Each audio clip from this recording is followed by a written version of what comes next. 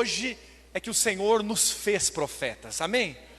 Apocalipse capítulo 19, versículo 10. Então agora eu quero pedir que a nossa projeção me acompanhe, e os textos que nós lermos, você pode acompanhar na projeção. Apocalipse 19, versículo 10, a palavra do Senhor diz: prostrei-me ante aos seus pés para adorá-lo.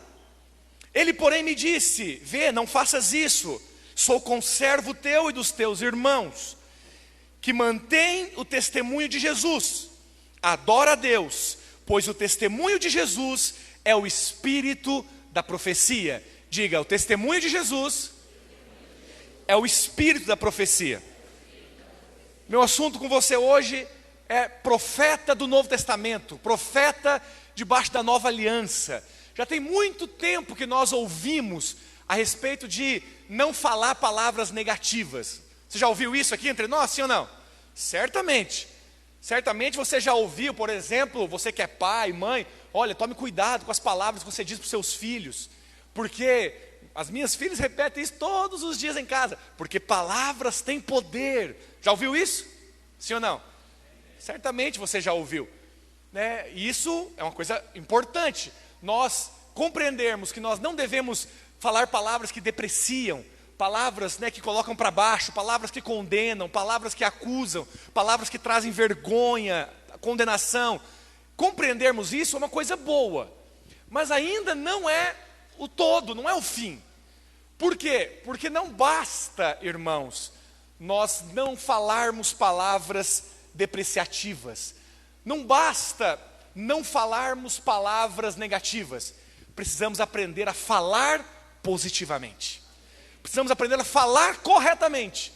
Então não é só uma questão de não falar negativamente, porque se você não fala negativamente, mas fica calado, eu quero te mostrar hoje que isso é um grande problema no mundo espiritual, que vai afetar nossas famílias, que vai afetar nossas células, que vai afetar a sua liderança. Então nós não podemos falar negativamente, mas também temos que nos posicionar para falar positivamente, para falarmos em fé, para semearmos a palavra em todo o tempo.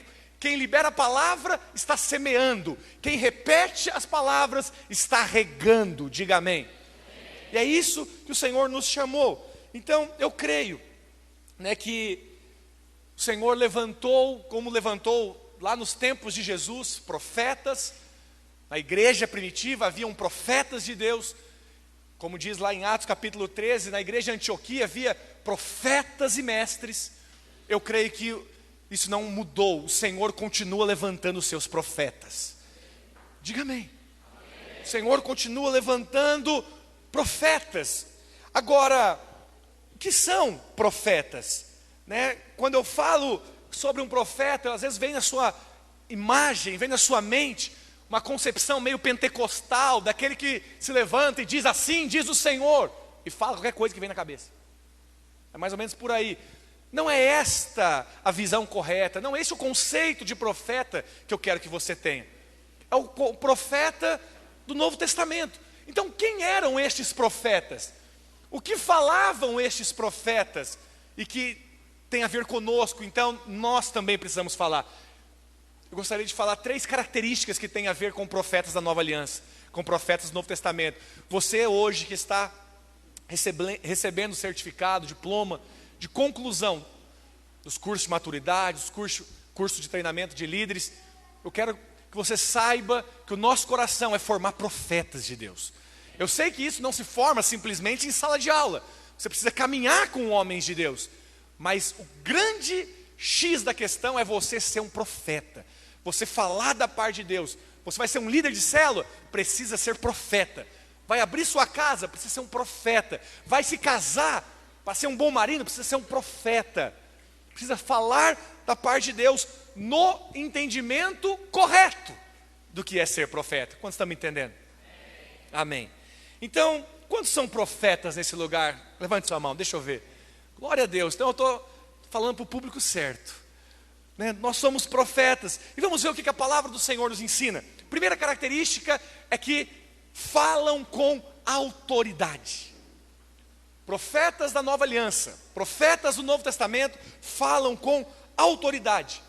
é mais do que não semear palavras negativas, é importante compreendermos que há poder no que falamos positivamente. Tem poder no que nós falamos negativamente? Sim. Palavras são sementes. Mas tem poder no que falamos positivamente. Então, muitos simplesmente evitam falar, né? E nesse momento ficam em silêncio. Talvez, olha para cá, irmão, talvez você não viu ainda qual é o grande problema de se calar. E você acredita que falar positivamente é uma opção. Então você já viu duas coisas.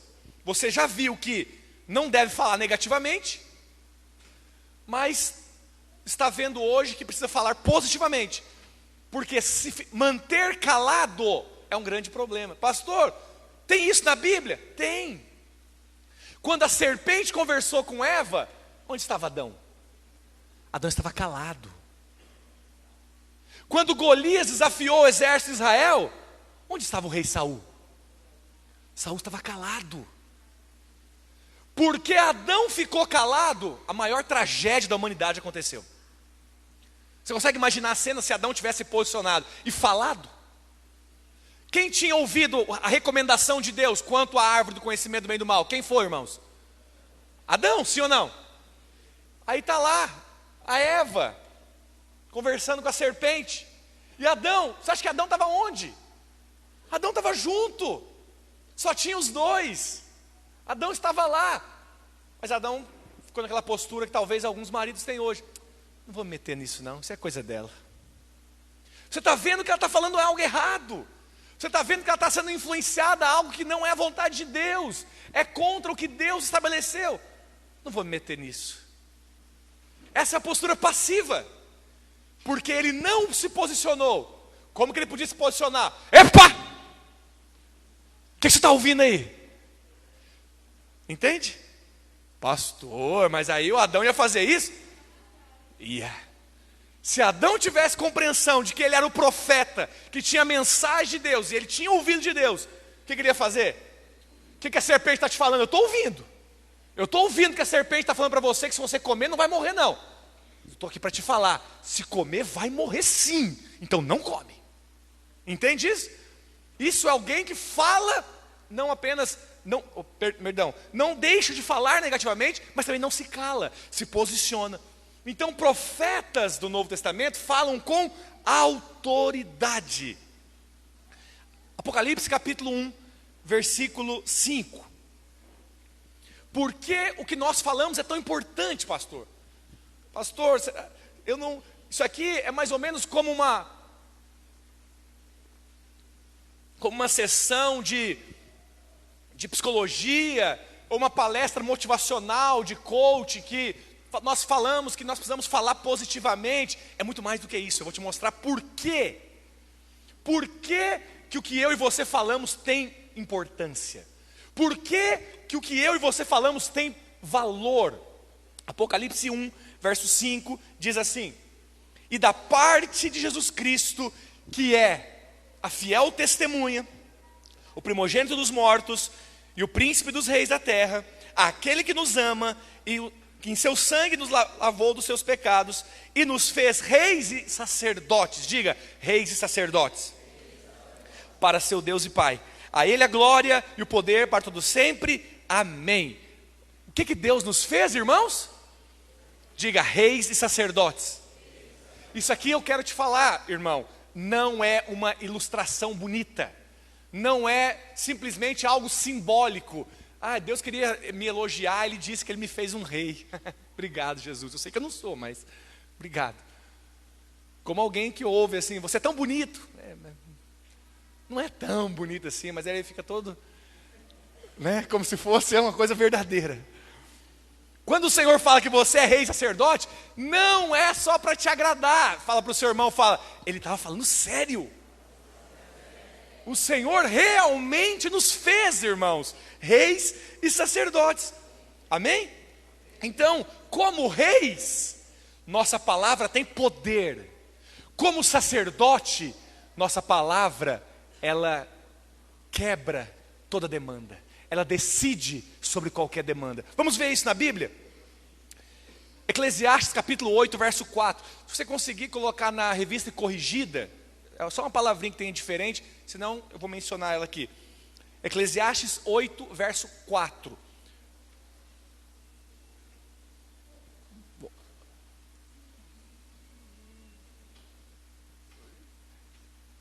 Você consegue? Revista corrigida? Não? Porque a palavra do rei é suprema. Em outras traduções diz, porque a palavra do rei tem autoridade. Mas a revista corrigida diz assim, talvez é a sua versão da sua Bíblia, porque a palavra do rei tem poder. Diga, a palavra do rei tem poder. Se a palavra do rei tem poder e o Senhor nos fez reis, então diga comigo, a minha palavra tem poder. É por isso que o diabo constantemente trabalha em te manter calado.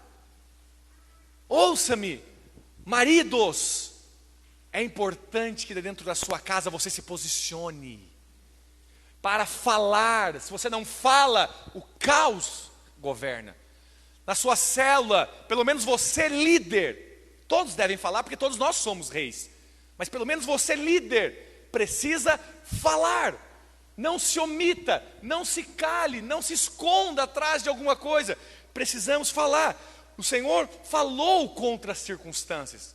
É claro que nós não somos reis sobre pessoas, nós somos reis sobre as circunstâncias. Nós somos reis sobre as circunstâncias e coisas. Você percebeu que Jesus falou com coisas, irmãos? Jesus falou com coisas inanimadas. Você já percebeu isso na Bíblia? É meio loucura isso, mas é coisa de crente. Quantos são crentes aqui? Você já falou com a tempestade, já falou com o mar, já falou com a árvore. Você só fala com o cachorro. O cachorro você fala, né? Vem cá, Dardojinho, meu nenê. Não tem problema você falar com o cachorro, mas precisa aprender a falar em autoridade. Nós falamos com as circunstâncias, nós falamos com as coisas, porque você não é rei sobre esse irmão que está do seu lado, você é rei sobre as circunstâncias. Quantos estão me entendendo? Então, é isso que nós precisamos aprender. O diabo vai sempre trabalhar para calar a nossa voz. O diabo vai sempre trabalhar para que você fique calado. Olha, irmãos, preste muita atenção no que eu vou te dizer. Em qualquer sistema hierárquico que exista, é muito óbvio isso, mas é importante te falar. Qualquer sistema hierárquico, quanto maior é a posição, menos faz e mais fala. Já percebeu isso? Quanto menor é a posição, menos tem fala e mais tem que fazer. É assim ou não é? O Senhor te colocou por baixo ou te colocou lá em cima? Então significa que você tem que falar. Falar. Precisamos abrir a boca para falar, porque o que nós falamos tem poder. Diga, o que o rei fala tem poder. Deuteronômio capítulo 21, versículo 5. Se como reis a nossa palavra tem poder, como sacerdote, a nossa palavra decide sobre as demandas, decide sobre as controvérsias, decide sobre as circunstâncias difíceis. Alguém já passou por situação difícil aqui algum dia na vida? Já passou por alguma situação embaraçosa, alguma situação onde você precisava de uma luz, você precisava resolver algo, solucionar algo? Você já passou por isso? Creio que todos nós já passamos. Se você não passou ainda, espere, filho. Não é porque eu sou profeta do caos, não, mas faz parte da vida. Vai chegar uma hora que você vai precisar se posicionar para resolver situações na sua vida. Olha o que diz Deuteronômio capítulo 21, versículo 5. Chegar-se-ão os sacerdotes, diga, sacerdotes, filhos de Levi, porque o Senhor teu Deus os escolheu para o servirem. Só abrir um parênteses aqui.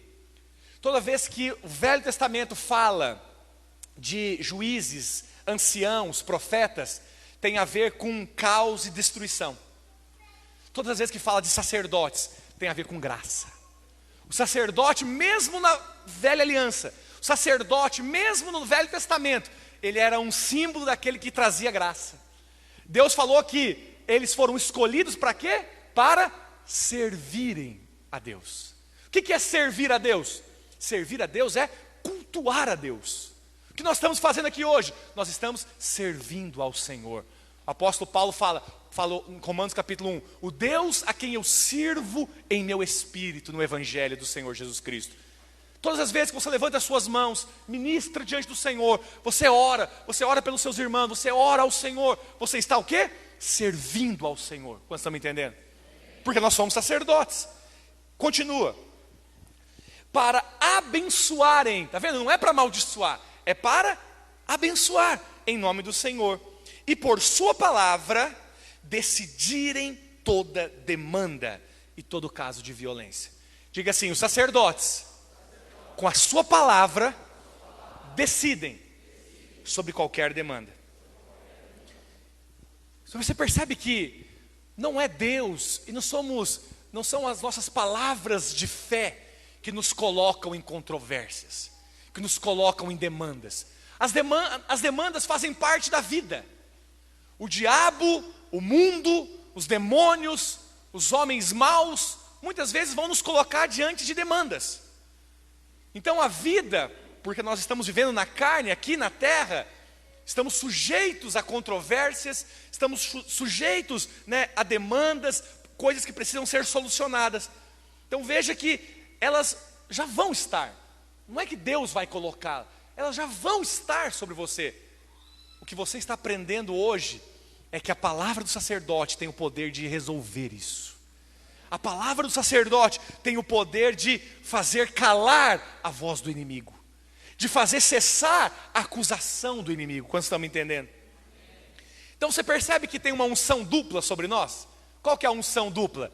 A unção do rei e a unção do sacerdote. Existe uma unção dupla, que tem a ver com uma autoridade dupla. O Senhor nos fez reis e sacerdotes. Então olha para cá, vou contar uma novidade para você. O diabo não é sacerdote, viu? O diabo causa demanda, sim ou não? Sim ou não? É só na minha vida que ele vem para tentar atrapalhar alguma coisa. Ele vem tentar te atrapalhar, mas ele não é sacerdote. Então quando uma palavra for liberada contra você, que não está em linha com o que o Senhor diz, não se cale. Pelo contrário, faça o diabo calar, liberando a palavra. Levante a sua voz e diga a palavra, diga a verdade. Quem você é em Cristo, o que o Senhor te deu em Cristo, o que o Senhor fez para você em Cristo. Quando você se posiciona com a palavra, e você é sacerdote, a sua palavra vai dominar sobre a palavra do diabo. Não se importe se tem pessoas aí fora, colegas de trabalho, familiares, se levantando para falar contra você. Eles não são sacerdotes, você é. Você é o sacerdote, é você que se posiciona com a palavra. Quantos estão me entendendo essa noite? Amém? Amém mesmo, irmãos? Diga, o Senhor nos fez reis e sacerdotes. Então o problema acontece quando? Quando que o problema se instala? É quando o sacerdote se cala. O problema se instala quando o sacerdote não fala. Porque vir ataque sobre nós é normal, vai vir sobre todos. Mas permitir que a última palavra seja do inimigo é só se você se calar. Você não pode permitir que a última palavra seja do inimigo, seja da condenação, seja da acusação, seja daquele que se levanta contra, seja do zombador, seja do crítico.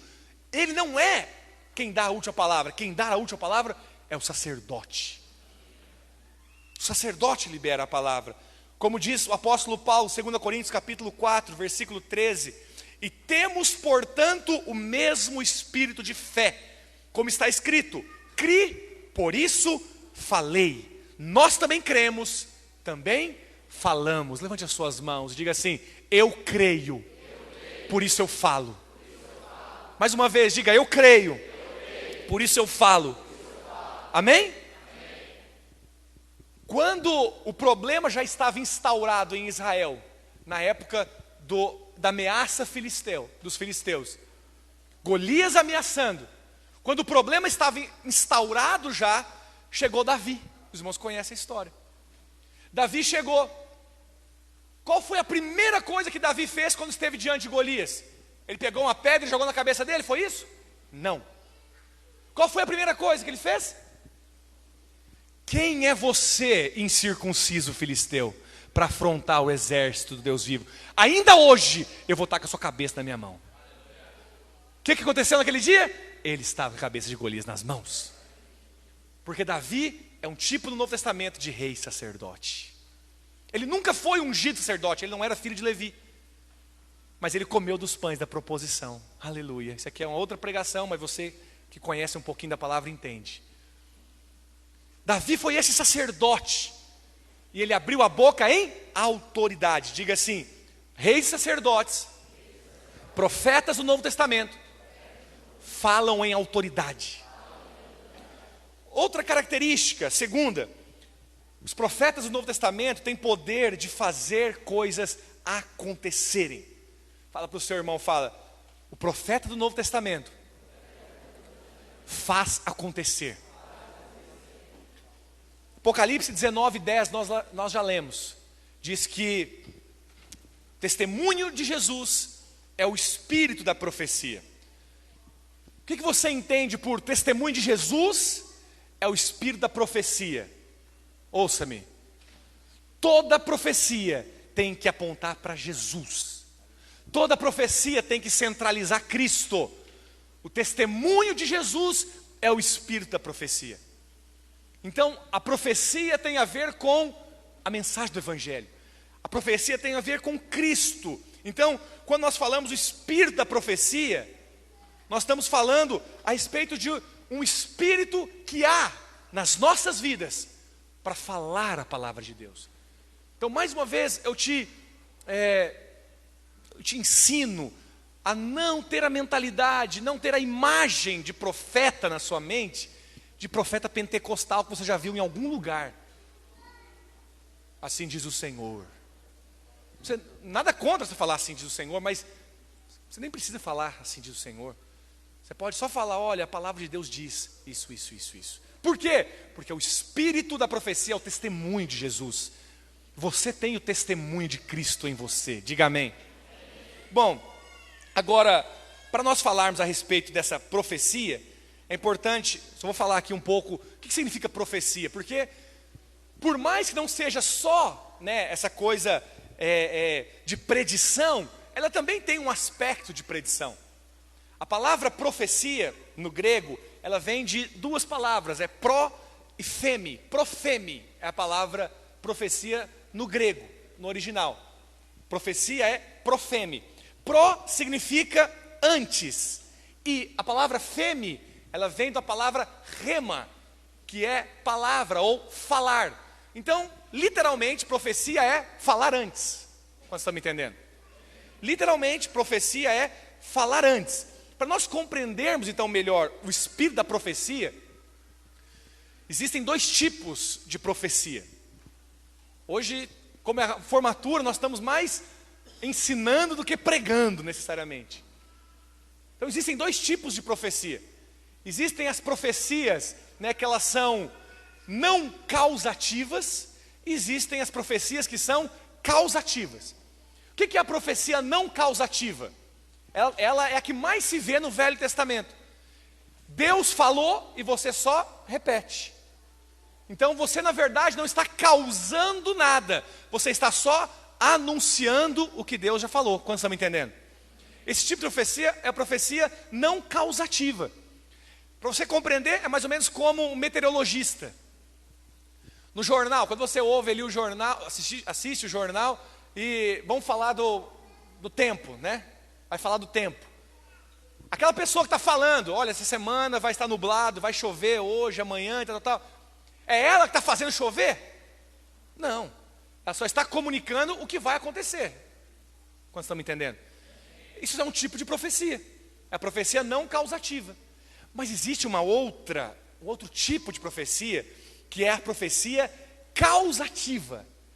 A profecia causativa, irmãos, muitos cristãos às vezes ignoram esse tipo de profecia, mas é o tipo de profecia que você fala, não porque Deus falou algo específico para você, mas você fala porque, primeiro, você conhece o coração de Deus, você conhece a mente de Deus, você conhece o coração de Deus, e segundo, você fala para causar, você fala para criar, você fala para gerar. Quantos estão me entendendo? Então, por isso é importante você compreender as promessas de Deus. Os irmãos estão formando em um curso que tem a ver com a palavra. Várias vezes nós abrimos a palavra. Tudo que nós ensinamos é na palavra. Você pode afirmar para mim que sabe hoje mais da palavra do que você sabia há 3 meses atrás? Sim ou não? Isso é importante. Por que é importante conhecer a promessa de Deus? Porque é nessa hora que você libera a profecia. Então não tem a ver com o que você está vendo ao seu redor. Tem a ver com o que você crê. Mas você tem que conhecer. Vou dar um exemplo. Um irmão vem, me pede uma oração porque ele está desempregado. Ele está desempregado, está com dificuldade financeira. E eu olho nos olhos dele e falo, meu irmão, nós nunca vimos um justo mendigar o pão. Meu irmão, você é justo. E a casa do justo, ela é como a mesa do justo, é como a rebento da oliveira. A casa do justo floresce. Onde você plantar, você vai colher. Onde você puser as suas mãos, você vai prosperar.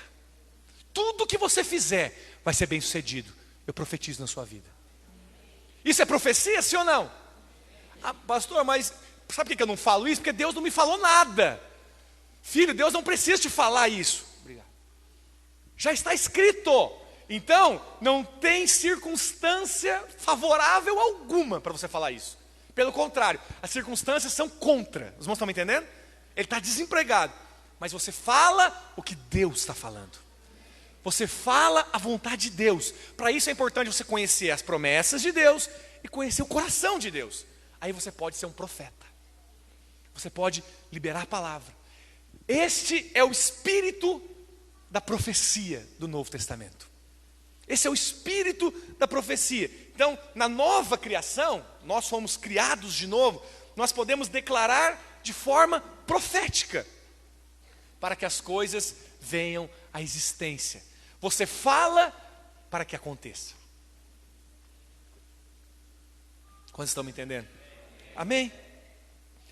Bom, e avançando, a terceira característica dos profetas do Novo Testamento é que eles usam um filtro. O filtro da profecia no Novo Testamento chama-se cruz. Tudo precisa passar pelo crivo do Evangelho. O espírito da profecia já está sobre todos nós. Todos os crentes já receberam o espírito da profecia. Só que para nós realmente sermos usados por Deus para profetizar, nós precisamos fazer com que a nossa palavra passe pelo crivo do Evangelho, passe pelo crivo da cruz. Por isso que é muito importante, né, que nós profetizemos conhecendo a aliança em que nós pertencemos. Deixa eu falar algo muito importante para você aqui, preste atenção. Todo profeta profetiza de acordo com a aliança que ele vive. Todo profeta profetiza de acordo com a aliança. E profetizar não é só falar assim diz o Senhor, não. É a palavra que sai da sua boca. Se você vive na lei, se você é da velha aliança, o que sai da sua boca é caos, é destruição, é morte, é juízo, porque esta é a característica, é o caráter da velha aliança. Se você é do Novo Testamento, está debaixo da nova aliança, o que sai da sua boca é restauração, é perdão, é amor, é santidade, é graça, é reconciliação. Percebe? É uma questão de qual aliança que eu estou? Qual aliança que eu faço parte? O profeta do Velho Testamento, ele poderia vir e falar para você assim: eu estou vendo seu erro, viu? O profeta da Velha Aliança pode apontar o dedo para você e falar assim: ó, eu estou vendo seu pecado. Eu quero te dizer que Deus visita o seu pecado no seu filho, no filho do seu filho, no filho do filho do seu filho, até a 4ª geração. Deus vai lembrar o seu pecado. Por que ele pode falar isso? Porque a Velha Aliança diz isso.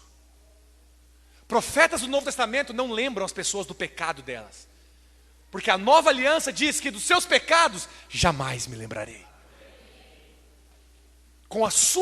Para as suas iniquidades eu usarei de misericórdia, diz o Senhor. Você percebe? Então um profeta do Novo Testamento fala em linha com o que a nova aliança diz. Se você é alguém do Novo Testamento, você é um profeta da Nova Aliança, você diz o que a Nova Aliança diz. Vamos pegar um exemplo. Elias é um símbolo no Velho Testamento. Vocês lembram que lá no Monte da Transfiguração, Jesus se transfigurou, né? Ficou glorificado diante de Pedro, Tiago e João. E a Bíblia diz que apareceram 2 homens. Quem se lembra? Apareceram quem? Moisés e Elias. Moisés e Elias é o símbolo do Velho Testamento inteiro. Os judeus na época de Jesus chamavam de lei e os profetas. Moisés é o símbolo da lei, Elias é o símbolo dos profetas. Não tem profeta maior no Velho Testamento, que viveu lá no Velho Testamento, eu vou chegar ali com você, até a época de Jesus, que tinha mais renome, que era mais conhecido, que era um símbolo, que era uma figura emblemática para o povo de Israel. Elias era essa pessoa. Quando você está me acompanhando. O discípulo de Elias chamava-se quem? Eliseu. Elias, quero que você preste muita atenção agora, porque todos os milagres de Elias foram destrutivos. Quando Elias aparece, ele aparece dizendo que vai ficar 3 anos sem chover na terra. Todos os milagres de Elias eram de destruição. Todos os milagres de Elias eram destrutivos. Era para trazer juízo. Todos os milagres. Por quê? Porque Elias é o símbolo da velha aliança. Agora, o que você talvez não sabe, olhe para cá, é que Eliseu, todos os milagres de Eliseu, e foram o dobro de Elias, todos os milagres de Eliseu foram construtivos, foram abençoadores, exceto um.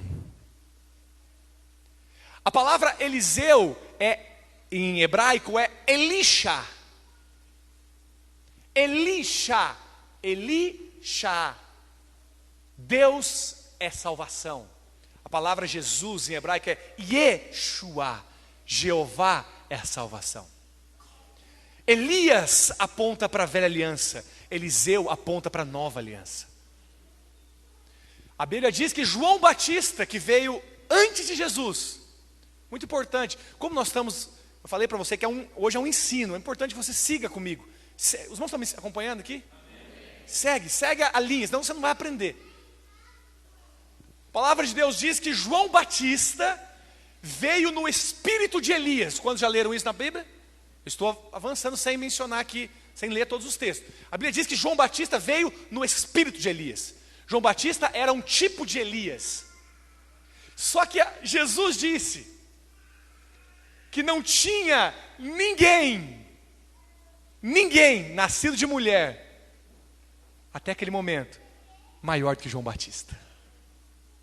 Ouça-me, pastor, está dizendo que João Batista era maior que Moisés, maior que Elias, maior que Davi, maior que Samuel. Calma que você vai ver onde eu vou chegar. Não sou eu que estou dizendo, não, foi Jesus que disse que não teve ninguém nascido de mulher que era maior que João Batista. Só que o versículo não termina aí. Deixa eu ver se eu coloquei a referência. Lucas 7, 28, por favor. Importante que você veja. Lucas 7, 28. Se João Batista foi o maior, olha, o versículo não terminou. Pois vos digo que entre os nascidos de mulher não há nenhum maior do que João. Então ele é maior que Elias, sim ou não? Sim. Mas aquele que é o menor no reino, tá cortando aí, no reino, aonde? Mas aquele que é o menor no reino. Está errado aqui, né? É só eu que estou achando errado.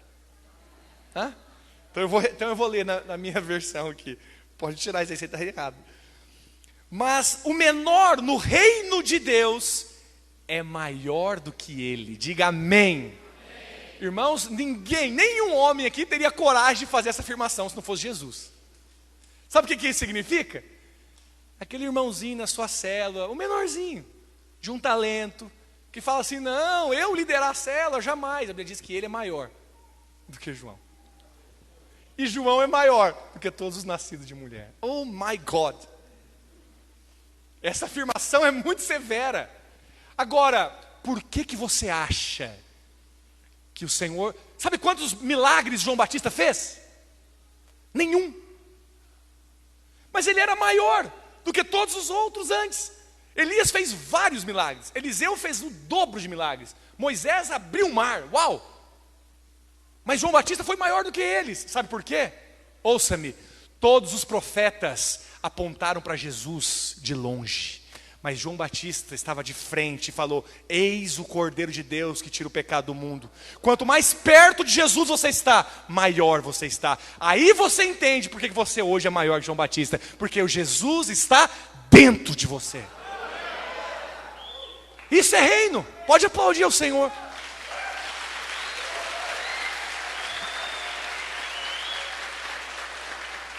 Isso é o reino de Deus. Por que você é maior que João Batista? Por causa da sua proximidade com Jesus. Ele foi maior do que Elias, porque ele não profetizou de longe, ele profetizou face a face. Você não está de longe e nem face a face, ele está em você. Tudo que você fala, você é com ele e ele é com você. Aleluia! Mas tem um fato curioso na Bíblia. Talvez você nunca se atentou para esse fato. Sobre Elias. Tiago, capítulo 5, verso 17. Vamos tentar mais uma vez, não sei se vai cortar aí. Tiago, capítulo 5, verso 17. Eu estou caminhando para o fim. Olha o que diz. Acho que agora está certo, né? Elias era homem sujeito às mesmas paixões que nós. E orou com fervor. Diga, orou com fervor. Para que não chovesse. E por 3 anos e 6 meses não choveu sobre a terra. Verso 18. E orou outra vez. E o céu deu chuva. E a terra produziu o seu fruto. Você entendeu o que Tiago está falando aqui? Elias orou com fervor para que não chovesse. Depois, ele orou. Olha o que ele fala. E orou outra vez. Não fala que ele orou com fervor. E orou outra vez para que chovesse.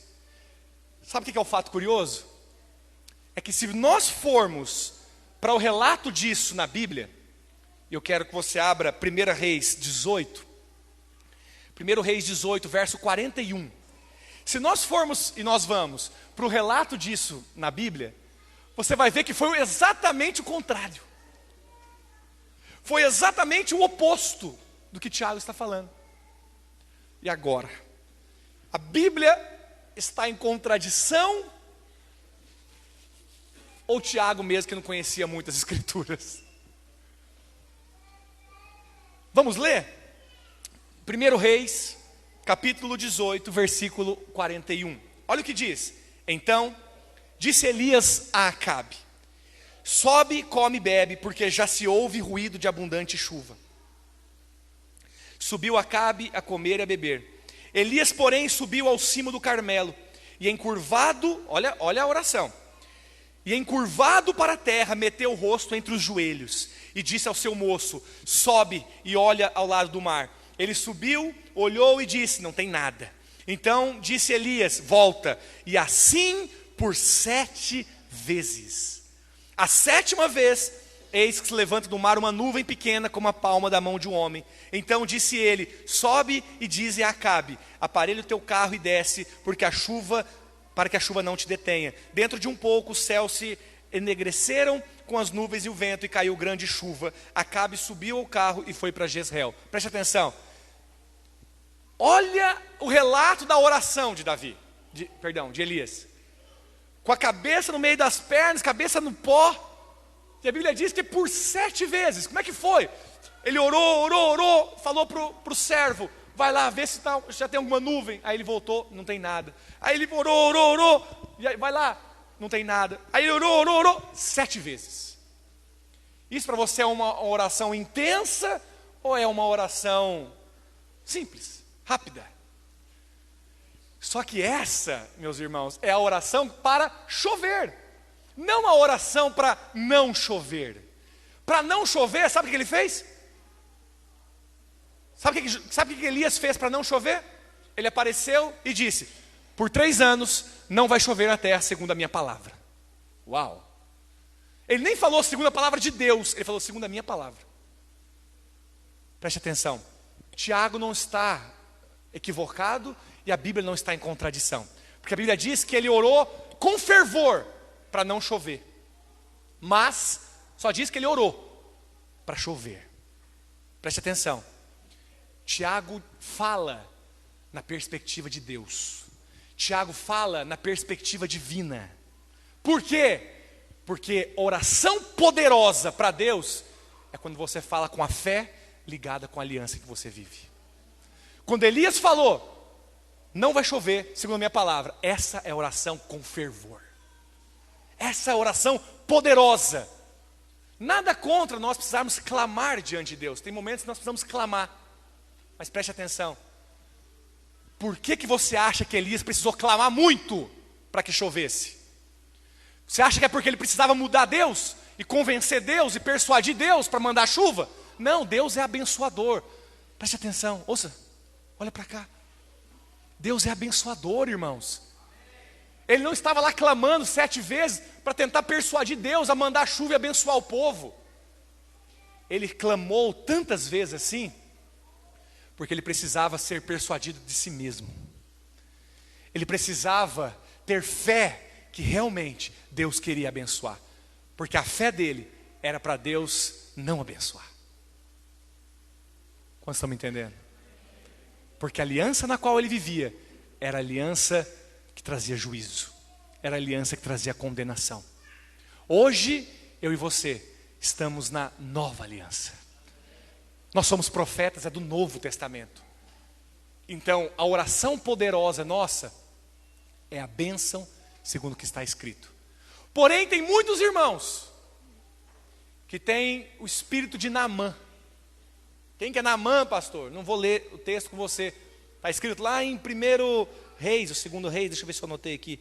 2 Reis, capítulo 5, depois você pode ler na sua casa. Se você já conhece a história, Naamã era alguém importante. Naamã era general das tropas. Naamã era rico. Só que Naamã tinha lepra. Aí ele fica sabendo que lá em Samaria vive um profeta chamado Eliseu. E ele tem poder. Deus faz através dele. E Naamã vai com a sua comitiva. Chega na porta da casa de Eliseu. Aí falam para Eliseu: tem um homem aí, esse homem é um cara importante. Esse homem é Naamã. Ele tem lepra, ele quer que você ore por ele. Sabe o que Eliseu fez? Ele nem saiu de casa. Lá da cozinha ele gritou: ô Naamã, vai lá no rio, mergulha 7 vezes. Quando você sair, você vai estar curado. A Bíblia diz que quando ele falou isso, Naamã se decepcionou. Por que Naamã se decepcionou? Porque ele esperava uma oração forte. Tem gente que tem o espírito de Naamã entre nós. Ele vem com um problema para o pastor. Ele vem com um problema para o líder. Ele fala: pastor, eu tenho essa enfermidade, eu tenho essa doença, eu queria que você orasse por mim. Ele espera meio que um teatro, uma coisa assim. Aí se eu colocar a mão nos ombros dele, olhar nos olhos dele e falar assim: ó, pelas pisaduras que o Senhor sofreu, você foi curado. Vai e receba a cura. Fique livre do seu mal em nome de Jesus. Ele fala: achei que o pastor ia fazer uma oração. Só falou para mim ir embora e queria ser curado. Conhece pessoas assim? Não aponta o dedo, não. Esse é o espírito de Naamã. Mas, segundo nós vemos, isso é uma oração poderosa. Você falar o que a nova aliança diz é poderosa, diga amém. É uma fala poderosa. Só fala isso quem é profeta. Então tem muitas vezes que nós não temos que ficar gastando tempo clamando diante de Deus. Tem muitas vezes que Deus só quer que você fale para a montanha, que você fale para o mar, fala para a tempestade. Moisés: Deus, nós vamos morrer. O Senhor tirou a gente do Egito e agora está o mar diante de nós. Deus, Deus, vamos jejuar, irmãos, vamos clamar aqui. Oh Deus! Qual foi a resposta de Deus? Por que clamas a mim, Moisés? Diga ao povo que marche. Sabe o que foi a única coisa que Moisés fez? usou seu cajado. Por quê? Porque o cajado de Moisés é símbolo da autoridade. Então, quando ele usou autoridade, o povo passou pelo mar. Tem momentos que Deus não quer que você clame para Ele. Quando você está me entendendo? Tem momentos que Deus não quer que você fique insistindo em oração com Ele. Ele só quer que você fale. Fale para a circunstância. Fala para essa crise financeira. Fala para essa situação no casamento que é uma nhaca. É um angu de caroço. Já ouviu essa expressão? E não muda. Difícil de engolir. Fala para ela. Fala para a circunstância. Fala para o monte, fala para a tempestade, fala para a figueira, mas fala, não se cale, e não fique lamuriando, lambendo ferida diante de Deus. Quando, Senhor, que o Senhor vai fazer? Fala a circunstância, libera a palavra, profetiza. Amém mesmo? Coloque-se de pé. Eu quero encerrar lendo o último texto com você para nós orarmos. Eu pedi para os irmãos louvores subir.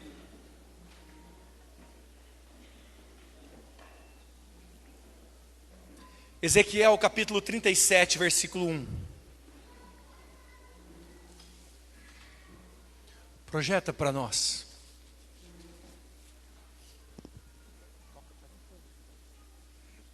Ezequiel capítulo 37, versículo 1. Eu quero terminar lendo com você. Não converse acerca da visão de Ezequiel. Vamos ler. Veio sobre mim a mão do Senhor, e Ele me levou no espírito do Senhor, e me pôs no meio do vale que estava cheio de ossos. Nós vamos ler até o versículo 8, pode ir seguindo. E me fez andar ao redor deles, e eis que eram muitos numerosos sobre a face do vale, e eis que estavam sequíssimos. Olha a expressão. Ele me perguntou: filho do homem, poderão viver estes ossos? Respondi: Senhor Deus, tu o sabes. Então me disse: profetiza sobre estes ossos, e dize-lhes: ossos secos, ouvi a palavra do Senhor. Assim diz o Senhor Deus a estes ossos: eis que vou fazer entrar em vós o fôlego da vida, e vivereis. E porei nervos sobre vós, e farei crescer carne sobre vós, e sobre vós estenderei pele, e porei em vós fôlego da vida, e vivereis. Então sabereis que eu sou o Senhor. Profetizei, pois, como me deu a ordem. Ora, enquanto eu profetizava, diga, enquanto eu profetizava, houve um ruído, e eis que se fez um rebuliço, e os ossos se achegaram, osso ao seu osso. E olhei, e eis que vieram nervos sobre eles, e cresceu a carne, e estendeu-se a pele sobre eles por cima, mas não havia fôlego. E aí continua dizendo, pode ficar, vamos lá só até aqui. A pergunta do Senhor para você hoje: filho do homem, acaso eu posso sarar essa enfermidade que você vem sofrendo há muitos anos? Filho do homem, acaso eu posso restaurar esse casamento destruído? Ô filho do homem, acaso eu posso reverter essa situação financeira na sua vida? Ou talvez, filho do homem, poderão voltar-se os dias da alegria no ministério?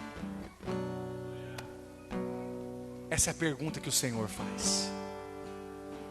E nós lemos que Deus fez, porque Ezequiel falou. Se Ezequiel não tivesse falado, nada daquilo teria acontecido. Tem momentos que nós precisamos nos posicionar e falar. E a Bíblia diz que, enquanto eu profetizava, essas coisas começaram a acontecer. Hoje, eu estou aqui para declarar que enquanto você profetizar, enquanto você falar, as coisas vão acontecer. Não se prenda ao fato de que você já falou. Pastor, eu já falei. O Evangelho de Marcos, capítulo 4, verso 26, diz assim: disse ainda, o reino de Deus é como se um homem lançasse a semente à terra, depois dormisse e se levantasse de noite e de dia, e a semente germinasse e crescesse, não sabendo ele como. A terra por si mesma frutifica, primeiro a erva, depois a espiga, e por fim o grão cheio de espiga. O que é isso? Tem coisas que Deus vai fazer na sua vida que é instantânea, mas a maioria das coisas, acredite, serão processuais. O que você não pode é deixar de falar. Deixa de falar, não deixe de falar, não deixe de falar. Talvez você semeou aqui, mas é importante que você regue. A Bíblia diz que foi a erva, depois a espiga, depois o grão, depois a espiga cheia de grãos. 3 partes. Lá em Mateus capítulo 3, Jesus disse que se você plantar, você vai colher a 30, a 60 e a 100 por um. 3 partes. Processo. Partes. A maioria das coisas que Deus vai fazer na sua vida, você vai colher aos poucos. Você vai começar a colher enquanto você fala.